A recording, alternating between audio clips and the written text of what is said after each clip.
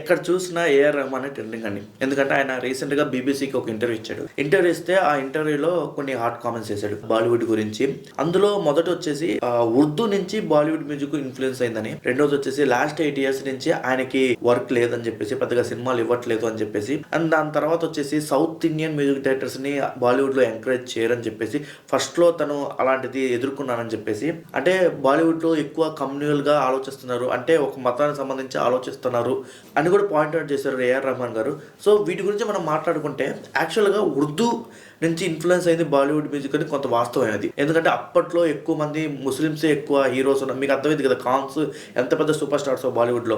అంతేకాదు music directors కూడా చాలా మంది ఉన్నారు కాబట్టి, డైరెక్టర్స్ కూడా ఉన్నారు కాబట్టి అది వాస్తవం ఒప్పుకోవాలి మనం. అండ్ సెకండ్ వచ్చి లాస్ట్ 8 yearsలో ఏఆర్ రెహమాన్ గారు సినిమాలు రావట్లేదు అనేది పచ్చి అబద్ధం అండి. 1000 కోట్లు సాధించిన చావా సినిమా కూడా ఉంది అందులో. చావా సినిమాకి ఆయన మ్యూజిక్ డైరెక్టర్. ఎందుకు నేను ఈ మాట ఏఆర్ రెహమాన్ అంటున్నా అంటే, అది చెప్పింది తప్పని. లాస్ట్ 8 yearsలో 30 సినిమాలు చేశాడండి. ఇప్పుడు ఇంకా 3-4 సినిమాలు లైన్లో ఉన్నాయి. అంతకని ఇంకేం చేస్తారు చెప్పండి? చిన్న సినిమాలు వస్తాయి అంటే వస్తాయి. ఇప్పుడు ఒక్కో డైరెక్టర్ ఒకలా ఆలోచిస్తారండి. ఇప్పుడు నాకు నచ్చకపోతే నేను పెట్టుకోను అంతే, దాన్ని మనం ఇంకొకలా చూసుకోకూడదు కదా. చాలా మ్యూజిక్ డైరెక్టర్స్ కానీ చేద్దాకు వచ్చి పోయినవి కూడా చాలా ఉంటాయి. అలా పాయింటెడ్ చేయాలంటే ప్రతి ఒక్కరిని పాయింటెడ్ చేయాలి. ఎంతమంది మ్యూజిక్ డైరెక్టర్స్ వస్తున్నారండి కొత్తగా ఇండస్ట్రీలోకి, వాళ్ళకి అవకాశాలు ఇవ్వద్దు. మీకు సినిమాలు ఇవ్వట్లేదు అంటే కమ్యూనల్ గా మారినట్ట బాలీవుడ్, అంటే ఒక మతపరంగా ఆలోచిస్తున్నట్ట. అండ్ ఈవెన్ ఇంకో కాంట్రవర్సీ ఏంటంటే తను ముస్లిం కాబట్టి ఇవ్వట్లేదండి. అది తప్పు కదండి. టోటల్ గా 227 సినిమాలు చేశారు. ఒక ముస్లిం పరంగా ఆలోచిస్తే మీకు అన్ని సినిమాలు ఎలా వస్తాయి? ఇప్పటికీ నా ప్లేలిస్ట్ లో ఏఆర్ రెహమాన్ గారి పాటలు ఉంటాయి. సరే, ఇప్పుడు కంగనా రనౌత్ గారు ఒక విషయం బయట పెట్టారండి.